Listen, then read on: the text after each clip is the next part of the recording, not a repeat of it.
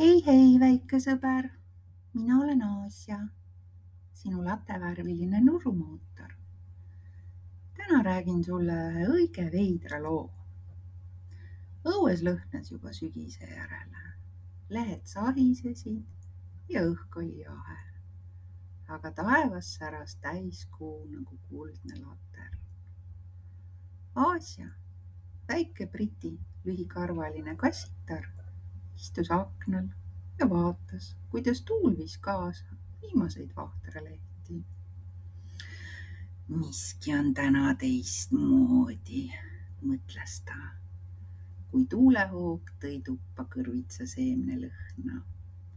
Ta sättis oma vurrud korda ja lipsukese kaelas sirgeks, sest kõrvitsapeo kutse oli saabunud talle just täna oranžil vahtralehel tindiga, mis helkis kuu valguses. Aasia hüppas aknalaualt maha, pani oma väikese musta keebi selga ja ronis luua selga, mis oli seni nurgas mõttetult tolmu kogunud. Väike proovitiir ei tee paha, mõtles ta ja viuh oli juba ta õhus.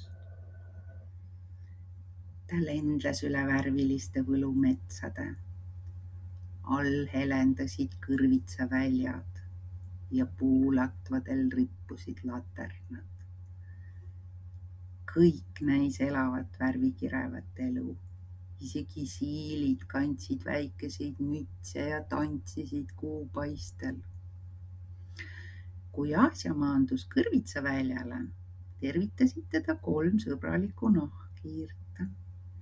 Tere õhtust, preili Aasia, siristasid nad õhus tiirutades. Tere, armas trio, vastas Aasia. Kas tee peole on veel pikk? Ei, ainult üle viimase sinimetsa ja läbi laternate allee ja oledki kohal.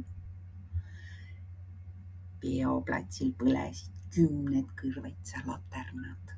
Seal olid siilid, oravad, öökullid ja isegi üks vana rebane, kes mängis suupilli.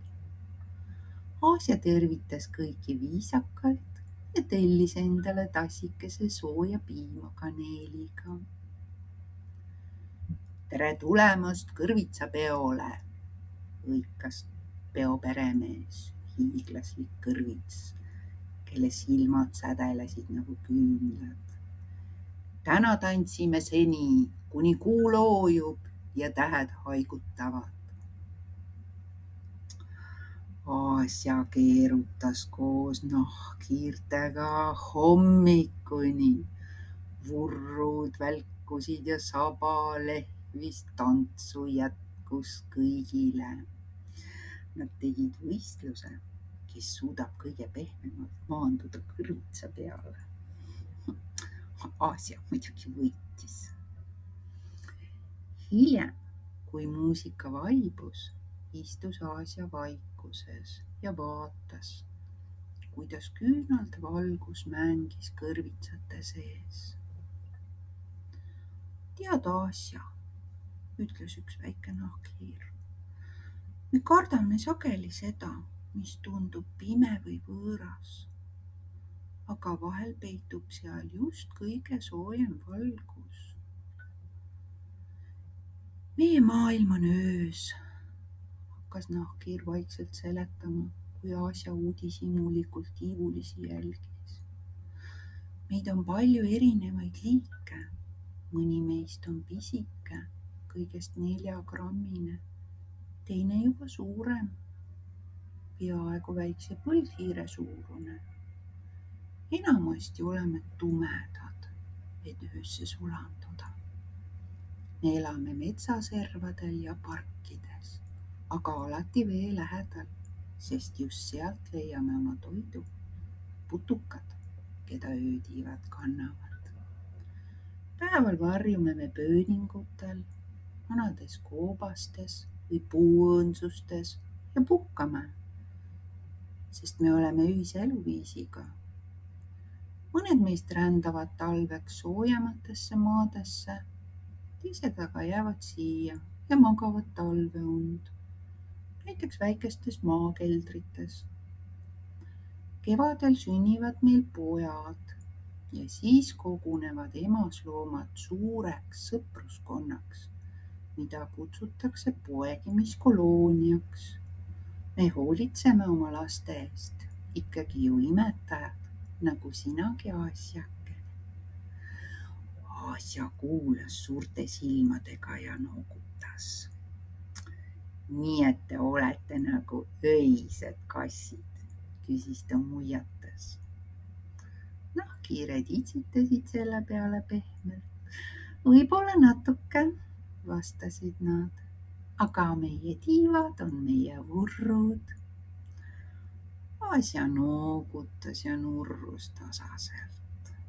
Jah, lisas ta, mõnikord tõesti peitub kõige armsam pidu just ootamatutes kohtades. Kui hakkas paistma koiduvalgus, ronis Asja jälle luuale. Nahkhiired lehvitasid talle tiibadega hüvasti jätuks ja taaskord lendas ta üle väljade, kus hommikune udu kattis maad nagu unine tekk. Koju jõudes puges ta oma pesasse, tõmbas saba enda ümber kerra ja meenutas kõrvitsapidu. Kõrvitsapidu oli imeline, sosistas ta läbi unenäo, aga kodu on kõige parem koht, kuhu tagasi lennata ja vaikselt nurruda ning peohõngu meenutada. Ja sina, väike sõber, kui nüüd silmad kinni paned, võid mõelda nahkhiirtele, kes ka sinu maakodu keldris võivad peagi talveunne suikuda. Head und sulle!